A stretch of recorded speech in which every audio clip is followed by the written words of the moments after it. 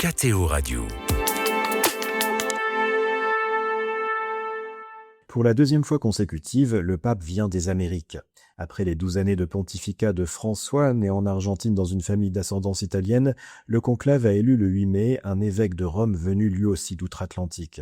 Originaire des États-Unis, Robert Francis Prévost a grandi près de Chicago dans une famille métissée d'ascendance française, italienne, espagnole et même haïtienne et créole. Mais ses années de mission au Pérou, pays dont il a pris la nationalité, ont aussi fait de lui un latino-américain, promoteur d'une église enracinée dans le peuple. Celui qui était jusqu'en avril dernier le discret préfet du dicaster pour les évêques s'est imposé dès sa première apparition au balcon de la basilique Saint-Pierre comme un pape d'unité, rencontrant la pleine adhésion d'une foule très émue.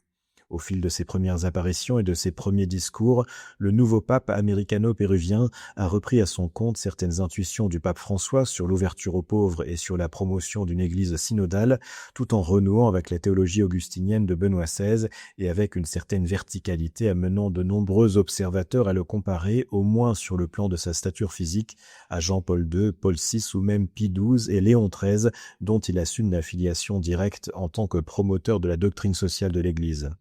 Lundi, lors de sa rencontre avec les journalistes en salle Paul VI, ce nouveau pape de près de 70 ans, mais à l'allure jeune, s'est montré très à l'aise, en commençant par remercier en anglais les journalistes pour leur accueil chaleureux, tout en reconnaissant que ce ne sont pas les applaudissements au début qui comptent, mais le fait que tout le monde reste réveillé et applaudisse aussi à la fin.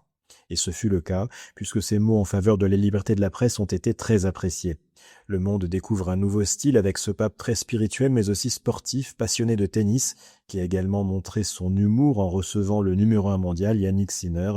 Une nouvelle ère s'ouvre et la papauté sort renforcée de ces semaines étonnantes durant lesquelles Rome est passée du deuil à la lumière. Vous écoutez KTO Radio.